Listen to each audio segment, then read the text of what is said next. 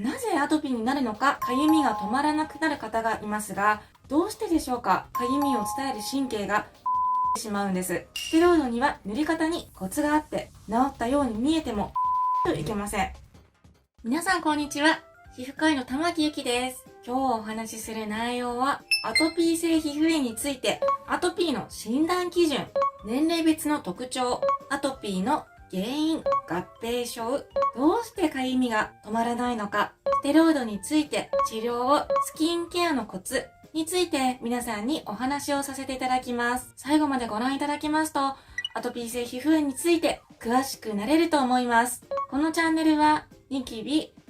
あと様々な皮膚トラブルでお悩みな患者さんに正しい知識を世の中に広げるため、現役皮膚科医の玉木ゆきがお送りします。皮膚科だと、かゆいって患者さんがよくいらっしゃいますが、私の症状ってアトピーですか？とよく聞かれます。アトピー性皮膚炎ってどのように診断しているかってあまり知られていないみたいなので、一度解説してみたいと思います。綺麗な肌を目指して皮膚科医が肌トラブルのお悩みを解決します。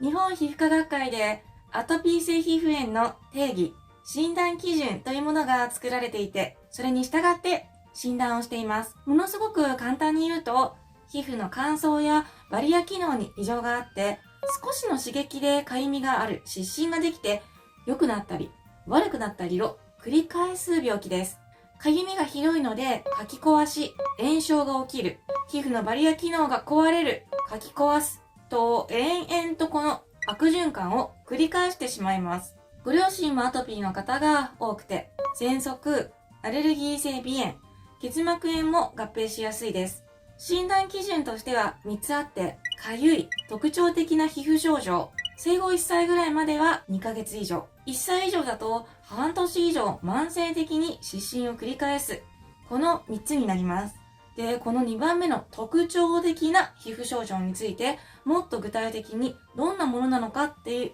ことを説明しますね。まずは見た目なんですが、最初の方は赤くてカサカサして、細かいブツブツや小さい水泡ができて、かきむしってしまうと皮膚がめくれてかさぶたになります。もうこれがひどくなると、ジュクジュクした液体が出たり、ゾウさんの皮膚みたいにゴワゴワした熱い皮膚になって、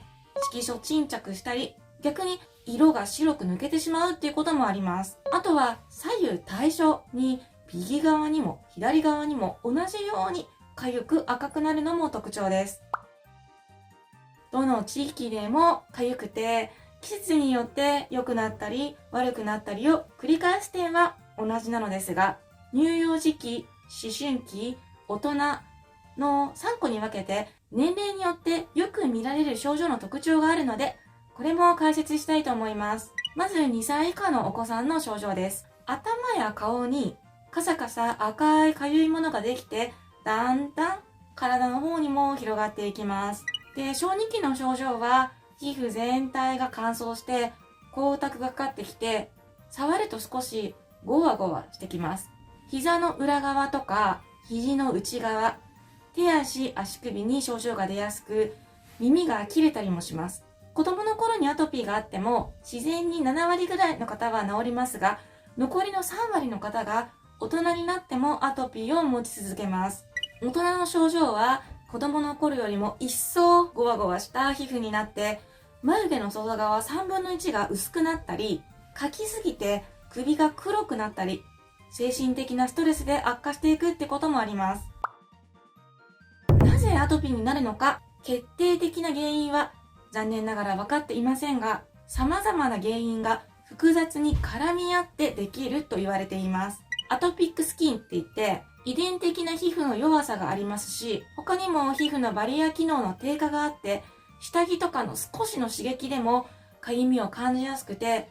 ホコリ、ハウスダスト、湿度、気候、精神的ストレスなど、いろんなことが悪化因子になります。もう少し具体的にお話ししますね。例えば暖房の効いた室内は湿度が低下しますので、肌を乾燥させます。肌が乾燥すると、皮膚のバリア機能が低下するので、それだけでもかゆみが出てきます。あと、汗も良くないんです。アトピー性皮膚炎の方は、汗に含まれる物質に対してアレルギーがあることがあります。大人でアトピーが重症な方は 10% ぐらいの方が白内障をお持ちです。痒くて目の周りをかいてしまうので、刺激になって網膜剥離を起こす方もいらっしゃいます。他にも、カポジ水頭用発疹症というウイルスの病気や、子供に見られる水イボや飛び火が大人になってもかかったりします。アトピーの方って、かゆみが止まらなくなる方がいますが、どうしてでしょうか？これはかゆみを感じる知覚神経が表皮と真皮の間で増えるからなんです。アトピーじゃない方は、かゆみの神経は表皮と真皮の境目に存在していますが、アトピーの方はかゆみを伝える神経が表皮の方の上の方にまで増えてしまうんです。そうなると、ちょっと皮膚をかくだけで、それが刺激になって、敏感になっているかゆみの神経が反応して、強いかゆみを感じます。なので、かゆみを感じる、かき壊す、かゆみを伝える神経が伸びる、かゆみが悪化、かき壊すの悪循環が止まらなくなってきます。これを治すのが、ステロイドを塗ったり、保険でできる光線治療です。光線治療っていうのは、この増えて伸びたかゆみの神経を減らして元に戻すので、かゆみに効きます。皆さんはステロイドの塗り薬ってどのようなイメージをお持ちでしょうか？ステロイドは湿疹の治療で皮膚科でよく処方されますし、アトピー性皮膚炎の治療のガイドラインでも最も重要な薬に位置づけられています。このようにとても効果がある薬なんですが、SNS で誤った情報が発信されてしまったり、間違った使い方をされてしまい、ステロイドは怖いから使いたくないっ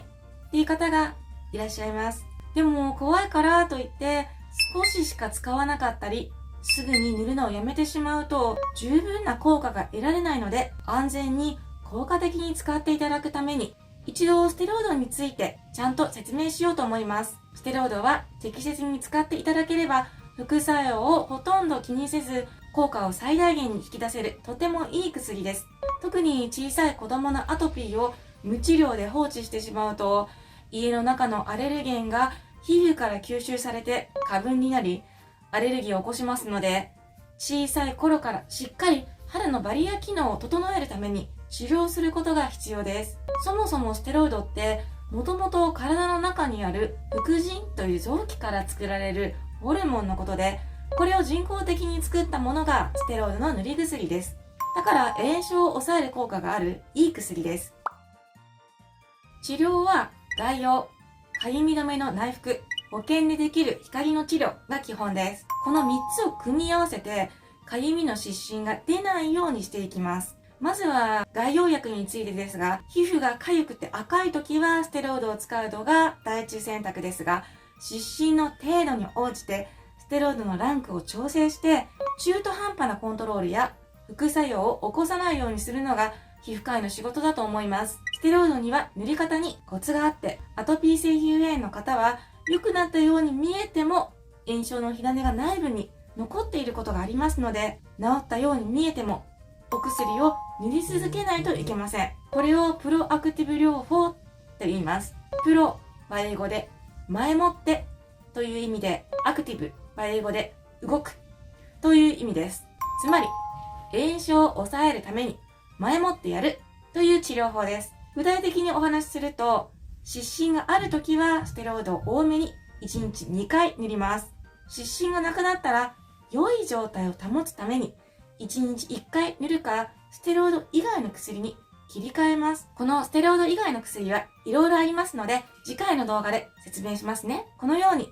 プロアクティブ療法が目指すのは、ステロイドの副作用が出にくいように量を減らしていって、最終的には保湿剤だけでコントロールしようという方法です。塗り方やもう塗るのをやめていいのかわからないという方は、主治医の先生にしっかり聞いてやってみてくださいね。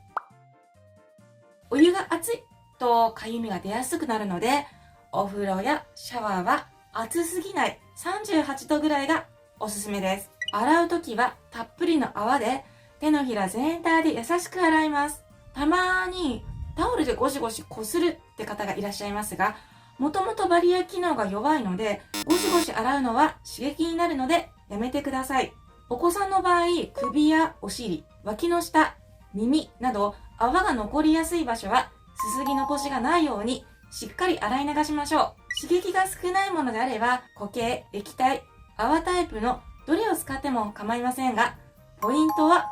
泡立てることです。綺麗な肌を目指して皮膚科医が肌トラブルのお悩みを解決します。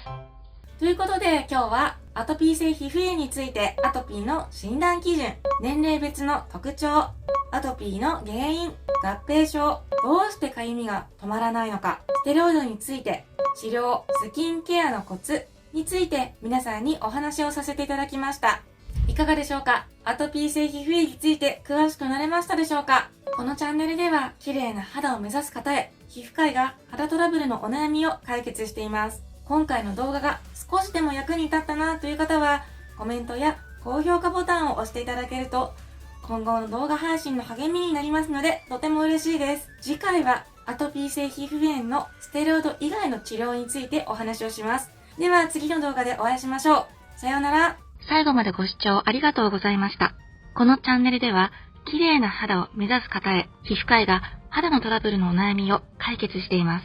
コメントや高評価ボタンを押していただけると今後の動画更新の励みになるのでとても嬉しいです。それではまた次回の動画でお会いしましょう。